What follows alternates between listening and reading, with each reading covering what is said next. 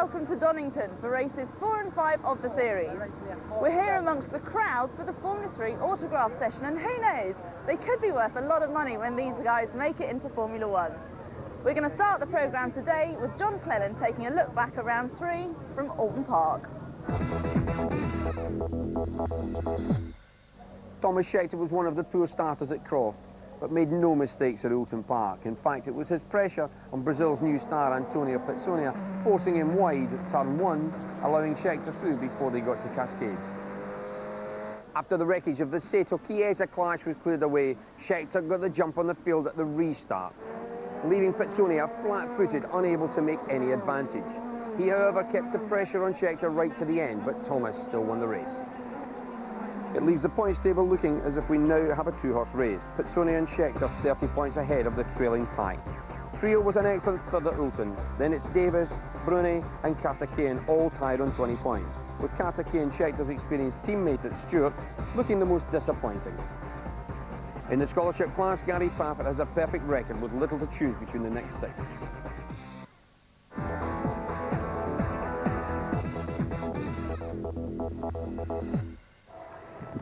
In recent times, Donington Park has only hosted one Grand Prix, but it did give Ayrton Senna the opportunity for one of his most memorable drives. It's another challenging circuit that the Formula 3 drivers visit, and our resident expert, John Cleland, has been taking a look at the best way round. Redgate, the first corner here at Donington Park, is an unusual one, in as much as the fastest way around is the racing line to the left-hand side. Someone can dive down the inside and apparently get ahead as you exit the corner. Because he's coming too fast, he runs out too wide, and you can get back in front on the exit. From Redgate corner, it's sent absolutely flat out down through the Craner curves, the high-speed, daunting 140-mile-an-hour corner. It's then down one gear for the old hairpin, and it's crucial to carry the speed through the corner and up the hill towards McLean's. McLean's is another great overtaking opportunity, and the walls we move back to make the gravel traps much bigger and therefore the corner much safer. It's then on the run-up to Coppice, which is a double apex corner, the final part of which is extremely important for the speed down the main straight. But this corner is particularly tricky because it's got a blind entry to it. And after this great long straight, we come to the last corner on the Donington short track, the chicane. And many a race has either been won or lost by some demon outbreaking manoeuvre on the entry to this corner.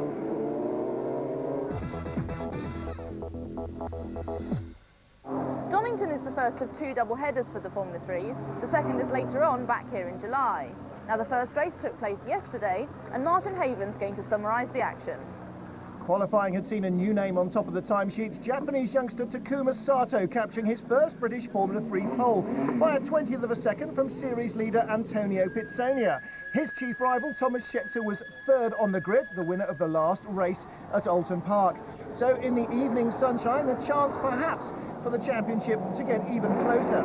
Sato on pole position, the revs rise, waiting for the start, and it's a good getaway from the Japanese. A fraction too much wheel spin in first gear allows Pizzonia to get alongside him, ducking and diving behind as Pizzonia goes wide and sweeps around the outside to try and take the lead, but there's a clash. Pizzonia is off in the gravel, and it's Sato who'll head the field down the hill as the Brazilian rejoins in last place. Down the Craner curves they come then. The Renault driver Andy Priaulx chasing Ben Collins and Takuma Sato, their second and first respectively, and Milos Pavlovic picks up a spot there from the second Renault driver Matt Davis. Running onto the curbs there, Jimmy Bruni. Sato leads from Collins, but there looks to be trouble at the front of Sato's car. Let's check his nose as he comes into McLean's. Yes, the front wing is dragging on the ground. He leads, but for how long? Without that all-important aerodynamic front device, he may be in big trouble soon. Coming down to the end of the lap then, it's the 2 Carlin Motorsport drivers leading from the Renault engine car of Andy Priaulx in third place. Michael Bentwood is fourth, the red and white Fortec machine. And right behind him from 9th on the grid, Narain Karthikeyan, the Indian driver, comes out wide. This is what John Cleland was talking about. Swings around the outside of the Fortec car, slides on the apex but holds it together as in comes Pizzonia. Looks like a right rear puncture, and that would tally with the broken left front wing on the leader's car. Well, off goes somebody else down at the bottom of the hill. It's one of the Renault cars, and that's Andy Priaulx. He was in 3rd place, and he's spun out. He's kept the engine alive, but it looks like he and Pizzonia will be chasing that single point for fastest lap, and that's about it. Sato still leading, but look, not much left of that end plate on the front wing, being ground away by the downforce, pushing it against the ground. Ben Collins, his teammate, still in second, and the other Renault car goes wide. Matt Davis nearly loses it, just holds it together as they come onto the straight. And there, in a cloud of dirt, is someone else. That's Milos Pavlovic. The Yugoslav has dropped his car off the road at Kopis. Looks like he may escape the gravel, and here is Matt Davis now under pressure from Tomas Scheckter. They're battling for 5th at Redgate, and here is the other Renault car, Andy Priaulx, chasing Philip Hopkins. That looks to be going all right, but not so for Pavlovic. Another weekend, another puncture for the RC Benetton team to deal with.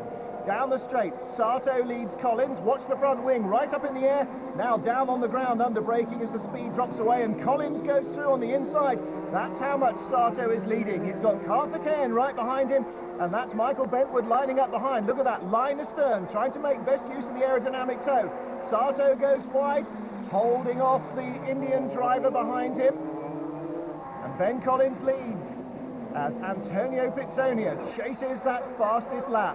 Collins leads, the Japanese in second, the Indian driver in 3rd place, but not for long, because dust means that the Japanese Sato has gone well off the circuit, and a monster dust cloud as he rally crosses back on. Bentwood's challenging now for 2nd place. Karthikeyan holds it. Bentwood in 3rd place wants it badly. Michael Bentwood having a strong run here to Trevor Carlin. Well, he's just hearing on the radio that Sato has gone off. Ben Collins, his other driver, still out front though. And Michael Bentwood looking very impressive here. In comes Takuma Sato, even more damage to that front wing. And I think it's going to be game over, player 1 for Takuma Sato. The car doesn't look particularly badly damaged, but he's certainly out of contention now. Collins, Karthikeyan, Bentwood, and then this 4th place battle as Scheckter again launches down the inside. He locks the wheel, he touches, and they're off, both of them.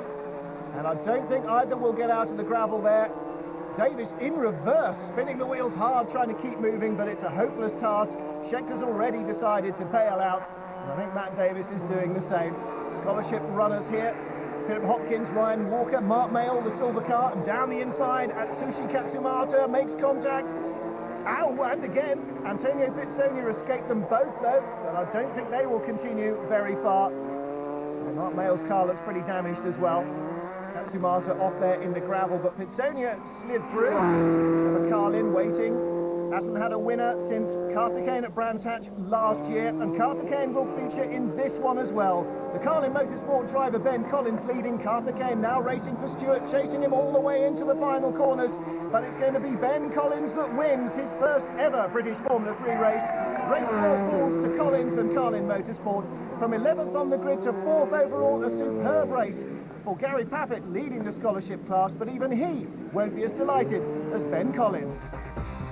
Well, Michael Bentwood in 3rd place, Nicolas Kiesa running into a fine 5th place, and the best result of the year from Martin O'Connell in 6th. Well, after round 4, the gap between the top 2 and the rest of the field has narrowed slightly, and the points table has certainly changed. The grid for round 5 tomorrow was actually decided earlier on today, and Martin Haven's got the details. In the warm sunshine of a spring afternoon, times were a little slower, but the pattern on the grid was much the same. One man in real trouble was Nicolas Kiesa. Pole position at Croft had been followed by 2 serious accidents, and now the car was unpredictable. One lap it will understeer, the next oversteer, so I think it's quite unsafe to drive really at the moment, and I must admit I've been thinking about if we can't get it resolved I might not race, because this morning wasn't a question of setting the fastest time, it was just basically staying on the track, which is not my idea of racing. There was an unfamiliar black car at Donington, but with a familiar driver, Andrew Kirkcaldy. He struggled at Stewart last year, but now returns with Team Avanti. Well, I was going to be going over to America to do Formula 3 over there, but everything kind of fell through at the last minute. There was a few sponsorship problems and whatever, so ended up having to look for something to do, and we ended up back here in the British Series. He qualified in 16th place. Meanwhile, at the front, Antônio Pizzonia never quite got ahead of Tomas Scheckter. The young South African went quickest early on, held off challenges from Michael Bentwood and Matt Davis, but ultimately ended up in second. Well, it's very hot. Tyres went off quickly. There's no chance for me to beat pole position, so I don't think there's any use going out there and wasting my tyres for the race. Carlin Motorsport again claimed pole, a double triumph for the hard-charging Japanese Sato. But why had he also ended his session early? We had a little bit of braking problem, a little bit vibration, and I was worried about that. So, But you're very happy also 2 pole positions. it's quite nice, very happy. So with Takuma Sato and Tomas Scheckter claiming the front row, series leader Antônio Pizzonia pushed down onto row 2 with Michael Bentwood. Behind them, Karthikeyan, Davis, Priaulx and Collins. In the scholarship class, Gary Paffett keeps his unbroken string of poles alive, 15th overall, 6/10 ahead of Romano, Colombo, Mayle, Fleming and Hopkins. So, John, what did you think about that last race? Well, the Scheckter-Pizzonia walkover is no longer. They virtually scored no points between them, so that sort of closed the gap in the championship.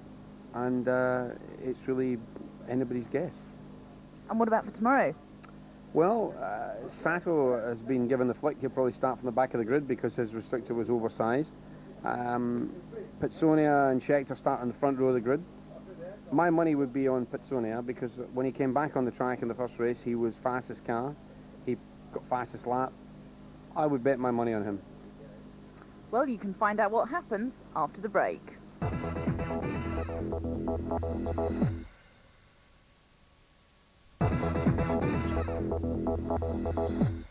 Welcome back to F3 on 4 and the 5th race of the Formula 3 Green Flag Championship. Now I'm here at the back of the grid with Takuma Sato, whose airbox infringement was upheld this morning. To find out if he can make it up nearer the front in the race, we're going to go over to join Martin Haven. Sato starting in 25th will be a recipe for entertainment. So too may be the rain shower that precedes the start by just a couple of moments. 5 seconds to go, they're all still on slicks on a rapidly wetting track. The red lights come on, the revs rise. Who'll judge the getaway best? Away they go as they get green.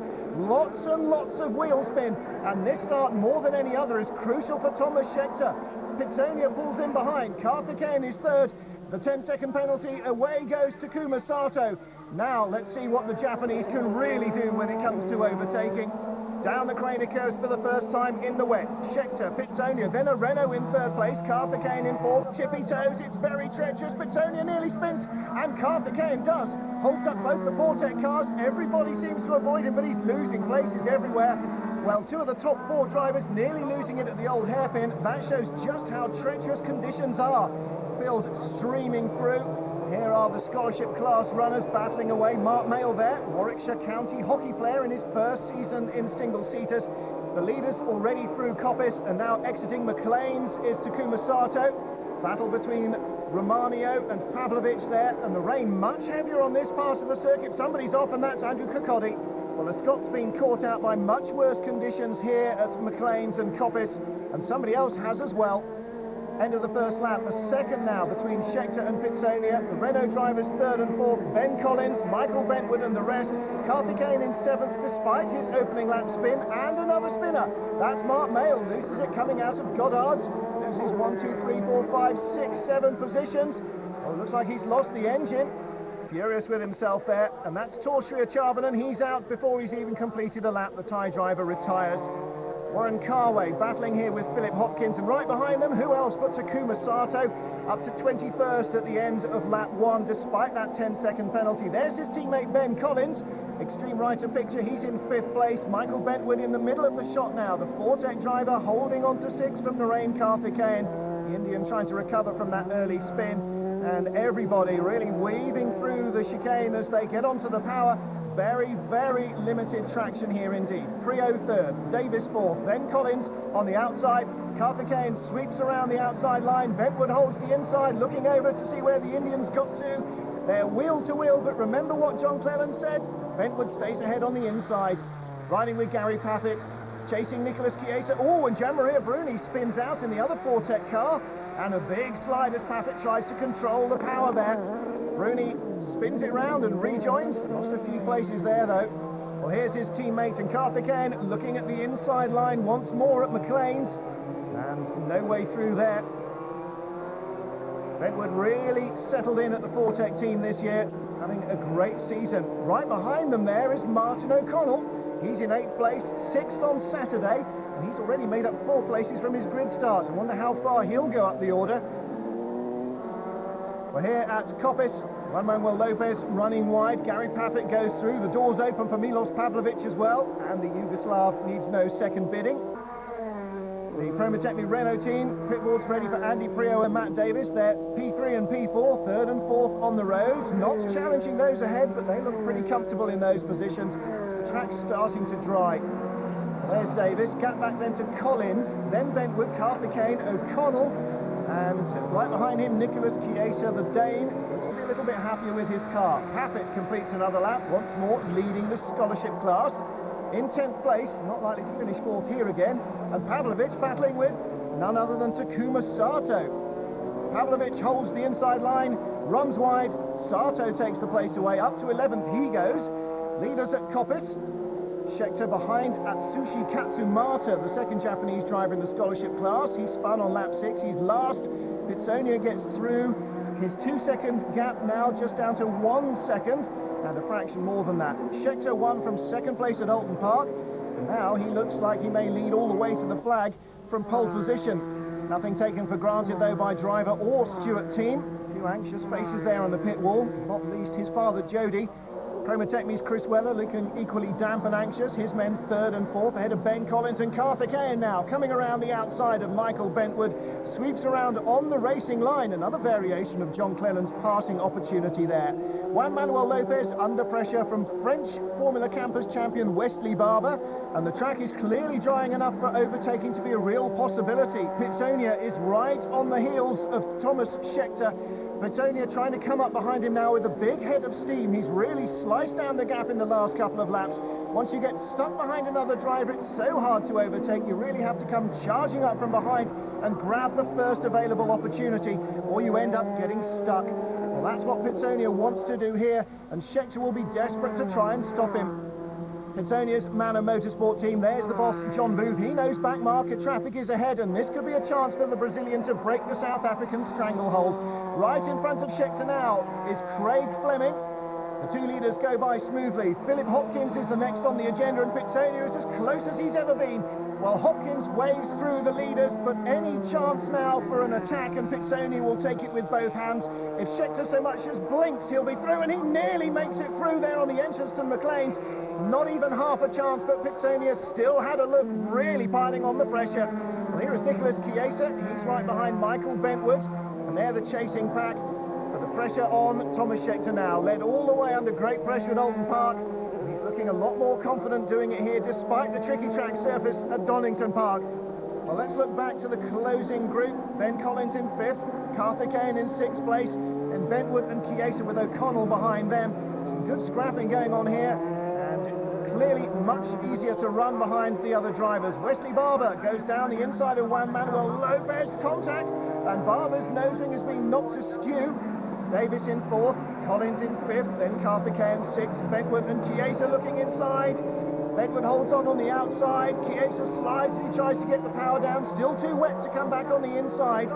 And once more, back marker traffic ahead of the leaders as Scheckter almost has Pizzonia around the outside coming into McLean's that time. Pizzonia looks to the inside at Coppice, no way through there as well. Thomas has got the speed and the line to keep that one covered. Onto the straight though, can Pizzonia pull a drag slipstream past him this time? Well, they've got a long queue of cars ahead, the closest of which is Ryan Walker. That'll produce problems for Tomas Scheckter under braking at Goddard's. He's going to side through the inside. If he doesn't, there'll be problems. Ryan Walker trying desperately to stay out of the way. Pizzonia has to go very wide indeed. Well, he'll lose a little bit of space. Look how much, though. Goodness me. Well, that was a very brave move indeed by Scheckter. And another one by his Stewart teammate Narain Karthikeyan around the outside. And it comes to grief as Ben Collins can't slow down enough. Well, Karthikeyan keeps the engine alive, but he's lost all those places again. And Collins now under threat from Kiesa. Kiesa on the outside line. Can Collins hold on? Yes, he can, I think. keeps his nose in front. Kiesa's got Bentwood right with him, and Martin O'Connell again in touch, so this is going to be a battle all the way to the line. Replay here, Karthikeyan desperately brave around the outside, tries to give Collins enough room. There just isn't room for two cars on that one piece of track though. So Karthikeyan's race continues, but coming into the pits, Gianmaria Bruni, the second of the Fortec cars, and he's out of this one, I'm afraid. Just a few minutes left, his teammates still in the battle for 5th place though. Warren Carway's lapped. There's Ben Collins, he's 5th, Kiesa 6th, and Bentwood in 7th place. Kiesa zooms past Ben Collins, and so does everybody else. Ben Collins, Saturday's winner, clearly with a problem here as O'Connell goes past him as well. He's dropping down the order. Well, here in 3rd place, having passed his teammate Matt Davis off the line, Andy Priaulx, a very lonely race for him. Nowhere near this lead battle. Manuel Lopez, the next car ahead of Tomas Scheckter. Oh, Schecter's losing time there. Maybe that'll give Pizzonia a chance at the end of the straight. Here is Kiesa battling with Bentwood. Oh, great move by Bentwood. 2 wheels on the grass. Catches Kiesa completely by surprise. Fantastic stuff. And there, oh, and Martin O'Connell's gone past him as well. There is Kiesa behind O'Connell now with Karthikeyan hot on his heels. I wonder if Kiesa went to sleep, or maybe he's still not happy with his car. The Stewart team desperately willing their man on. Time is running out for Antonio Pizzonia, but he's so close he can reach out and touch the South African. Charging to the line, he's not close enough. The checkered flag for Tomas Scheckter. 2 wins now in 3 starts in the British Formula 3 Championship. And the South African held out under extreme pressure from his arch rival. Less than 0.2 of a second in it. Andy Priaulx was nearly 16 seconds back in 3rd place, but it's a 5th straight win in the scholarship class for Gary Paffett. Little to choose between the leaders. What gave Tomas Scheckter his edge? We made a good decision with wings. We turned up pretty good in the wet, and that's where it kept him behind, really. So Antonio was giving you a lot of hassle right the way through. Did you think he was going to make a pass? No, the traffic was a problem. You know, I thought I could pull away. I had a gap, but the traffic was really the problem. Getting stuck behind a lot of Class B cars. But when I had it clear, I could pull away. So you enjoyed it? I loved it. I loved it. I'm really happy. Now, you've managed to keep a 2-point lead in the championship. You did get fastest lap today. Are you worried about the situation, though? Well, I'm not worried about the situation. I'm just worried about my car. Do you think you're going to be able to sort it out before Silverstone, make some improvements? Well, to be honest, I cannot make any improvement. The team has to make the improvements. 5 races down and just 2 points in it. The championship contenders have 2 wins and 2 second places each. 2 points for Pizzonia in race 4, being the critical deciding factor. Narain, Karthikeyan and the rest already starting to look out of touch. And in the scholarship class, Gary Paffett leads by 57 points. Well, it's been a weekend of brilliant racing, and there have been also a couple of significant results. John, we're more of a third of the way through now, so what about a prediction for the rest of the season? Well, it was good to see a new face in Ben Collins on the podium this weekend. Pizzonia was looking in the early part of the season like he was just going to walk away with the championship. He made a mistake this weekend, let Scheckter through. I think Scheckter, my money's on Scheckter to win this championship. Well, the next race is going to be at Silverstone, and you can see whether John's predictions are borne out here in F3 on 4 next month. Well, you won't have to wait that long to see Amanda Stretton again. She's at Alton Park next to bring you more top-class motorsport action in GT on 4.